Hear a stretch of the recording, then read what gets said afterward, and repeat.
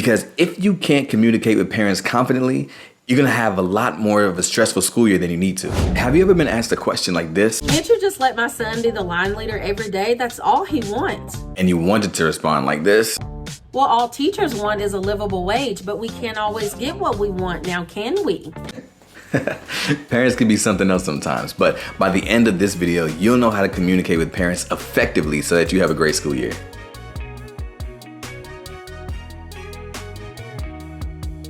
What's going on, everybody, and welcome to the Pursuit of Excellence family. I'm Daryl Williams Jr., the founder of My Pursuit of Excellence, helping provide teacher tools and tips. And today we're talking all about parent communication, because if you can't communicate with parents confidently, you're gonna have a lot more of a stressful school year than you need to. Studies done by Waterford Upstart shows that students who have teachers and parents that engage in one-to-one conversations are more likely to earn higher grades, participate in class, and feel positive about school. And they're less likely to need redirection or discipline, to fail classes, and to experience high stress levels. Which means that students of parents and teachers that don't have that interaction are far more likely to do the exact opposite. So they're failing classes at a higher rate, right? They're feeling more stressed about school. And I know that you have a vision and dream and goals, and you have a lot that you want to achieve this school year.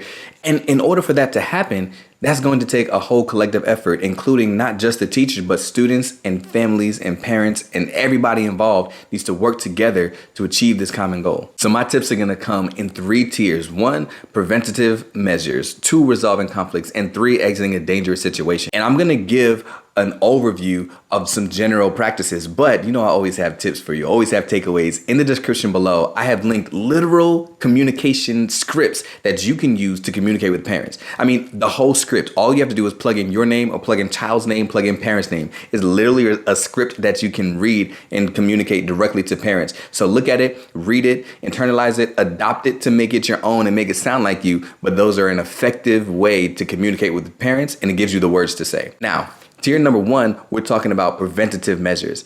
And the greatest prevention, Sun Tzu, he was a general in the army, once said that the battle is won before it's even fought. Which means it's not about when you're in the trenches, it's about the planning and preparation phase. So if you plan and prepare before the fight, right, before that conversation with parents, before you have to reach out because the student was doing something in class, then the communication is going to be that much easier. So communicate early and often. I'm going to steal something from business here. They say that in business, people do business with people that they know, like, and trust. So let's bring it into the school system. Parents would love for their children to be in classes of people that they know, like, and trust. So in order to have effective communication throughout the year so that we're not having a whole bunch of hard conversations, make sure that you get parents to know, like, and trust you. 1, obviously introduce yourself. That's how you get them to know you. How do you get them to like you? Connect with them about something. So fun fact, I love cars, right? So for me, when I'm out on car line, I'll go over to somebody and I'll say, "Oh man, like that's a nice Stinger, man. Did you did all that work yourself?" I'm like, "Yeah." Like, "You lowered it? You got that lowered? Okay, I see that you had the custom exhaust. Is that the catback and the MagnaFlow?" Like, we're having conversations, like, and we connect over those things. And I'm not saying that you have to do what I do, and please don't be fake. So if you're not a car person, don't connect over that, but connect with your students' parents over some things that you like. Give compliments, genuine, real compliments about things that you like and appreciate about them. And that's going to help them to like you. And then how do you get them to trust you? Because remember, know, like, and trust. How do you get them to trust you? Share your vision. You know I'm huge on vision. And remember, the vision is what you want to be true for 100% of your students. So the reason why parents are going to trust you is because when you communicate a vision that speaks for 100% of your students, they know that their student is in that number. So they know that you have their students' best interests in mind, and they trust you to do what's best for that student. So those are my strategies, but pursue excellence moment. Comment down below. How do you engage and interact parents? So here's tier 2, resolving conflicts. And the easiest way to go about this is to actually use a scenario. So let's go with a scenario from the opening. Let's talk about a parent who's upset that her child came home upset because he wants to be the line leader, and she's just asking that you make him the line leader every single day. Well, the first thing that you want to do is listen to the main issue that the parent is communicating. Now, this could be via phone, via text, but here's a little plug for you. If you are communicating via text, like email or text message, I highly suggest that you don't go back and forth more than 2-3 times before you decide to just pick up the phone and call, because it's really hard to communicate tone via text. But always listen for the main issue, because sometimes people ramble, sometimes people are upset about things, and sometimes they just throw the whole kitchen sink at you. So what you need to do is actively listen and use a phrase like, "Okay, So what I'm hearing you say is, or, okay, so what I'm understanding is something of that nature. So if we're thinking about the parent that came concerned about her student not being the line leader, honestly, she probably doesn't care if he's a line leader every single day. Her issue is that he was coming home upset that he wasn't the line leader. So my response to her would be, okay, so what I'm hearing you say is you don't want your child coming home upset that he's not the line leader every single day. Okay. The next thing that you want to do is don't shift the blame.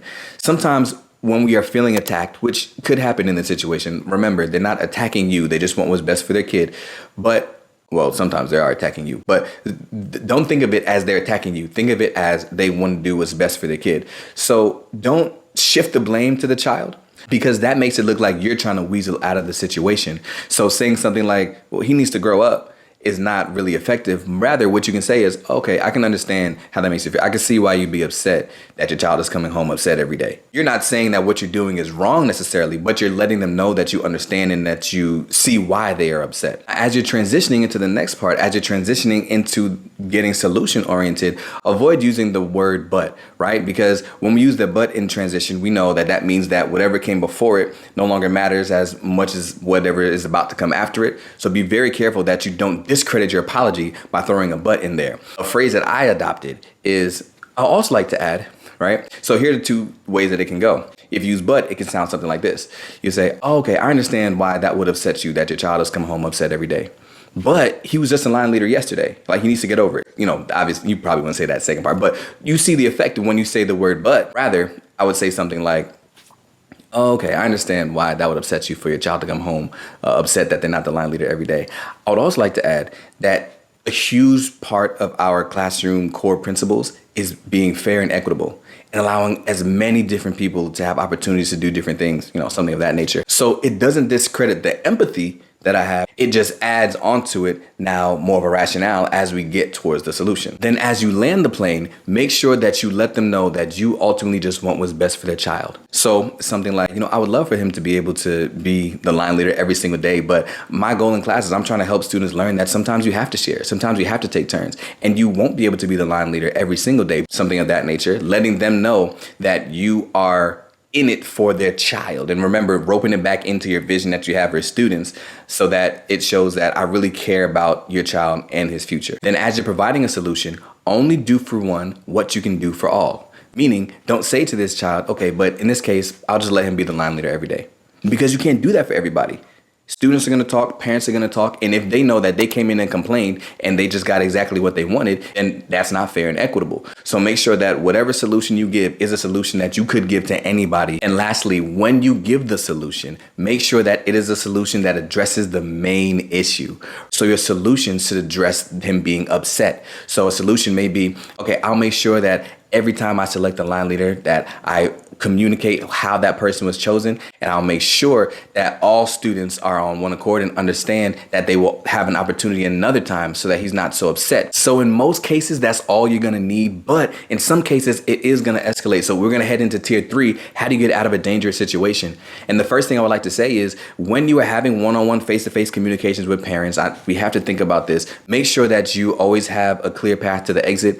And I don't want you to go into these situations paranoid, but I also want you to be safe. And you don't want to back yourself into a corner. So position yourself throughout that conversation to be able to access the exit if you ever need to. But if you feel as if it's escalating to be dangerous, and I don't necessarily mean dangerous as if it's always going to enter into a physical altercation, but sometimes dangerous just means that both of you are getting more escalated, and you're going to say some things that you can't take back.